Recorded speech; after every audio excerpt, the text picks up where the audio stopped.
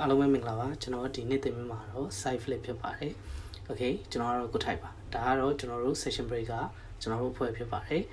အကဗီဒီယိုတွေကိုဒီမှာကြည့်လို့ရပါတယ် side flip ရဖို့ဆိုရင်အရင်ဆုံးလက်ကိုဆွဲတာကိုအရင်ကျင့်ရမယ်ကျွန်တော်ကညာချက်တော့ဆွဲမို့လို့ဘယ်ဘက်ကို side ပြတာဖြစ်ပါတယ် side waster တွေပါပြတဲ့အခါကျရင်ကျွန်တော်တစ်ခါတည်းပြလို့ရအောင်ကျွန်တော်ဘယ်ဘက်ကိုကျင့်ထားဖြစ်ပါတယ်Okay ညာလက်ကအပေါ်ပင့်တင်ပြီးတော့ဘယ်လက်ကအရှေ့ကိုဆွဲရမယ်ပြီးတော့ခြေထောက်ကိုပိုက်ပြီးတော့ roll ထိုးရမယ်ပြီးသွားရင်ကိုကြိုက်တဲ့အချက်ကွာဝေးကိုယူပြီးတော့အဲ့လိုဆွဲပြီးတော့ roll ထိုးရင်ဘတ်ကိုပြစ်တဲ့ခါကျရင်လည်းရင်ဘတ်ကိုဖွင့်ဖို့လိုတယ်ပေါ့နော် Okay အဓိကတော့ roll ကိုပဲအရင်ဆုံးအချိန်မှန်များစွာကျင့်ရမှာပေါ့နော် Okay အဲ့ဒါရသွားပြီဆိုရင်ကျွန်တော်တို့ roll ကိုကျင့်ပြီးသွားရင်ကျွန်တော်တို့ဘာကိုကျင့်ရမလဲဆိုတော့ roll ကနေပြီးတော့ခုံအဓိကတော့ခြေလမ်းကိုကြိုက်တဲ့လောက်အဝေးယူပြီးတော့ကိုအားရတဲ့လောက်ယူပြီးတော့ခုံပေါ့နော်အဓိကမခုံရဲရင်လည်းအဲ့လိုမျိုးခြေထောက်လေးကိုနောက်ကိုလှမ်းခုံအဓိကတော့ဟိုဘယ်လိုပြောရမလဲခြေထောက်ကိုပိုက်ပြီးတော့ခုံခိုင်းတာပေါ့နော်မြင့်မြင့်လေးပေါ့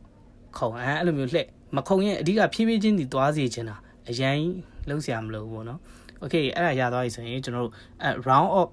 round up ကိုကျွန်တော်တို့အဲ့လိုမျိုး side ပုံစံလေးခြေထောက်လေးကိုကွေးပြီးထိုးကြည့်မယ်အဲ့ဒါကိုအရှိန်နဲ့ပြေးပြီးတော့ကွေးပြီးတော့ထိုးကြည့်မယ်side ပုံစံပြစ်ပြီးတော့ထိုးကြည့်မယ် Okay နောက်တစ်ခါပြမယ် side ပုံစံပြောရင် roll ထိုးကြည့်မယ် Okay တကယ်လို့ကြောက်တယ်ဆိုရင်လည်းတကယ်ချင်းပေါ်ကနေပြီးတော့ဂုတ်ပေါ်ကနေအရင်ဆုံးအဲ့လိုမျိုးပစ်ကြည့်ပါတော့။အဲ့အိမ်မှာ port တွေပါရှင်းလည်းပစ်စေချင်တယ် Okay အဲ့ဒါကြီးအားလုံးရသွားပြီဆိုရင်ကျွန်တော်တို့ side flip ကိုပစ်လို့ရပါပြီအားလုံးပဲကျေးဇူးတင်ပါတယ်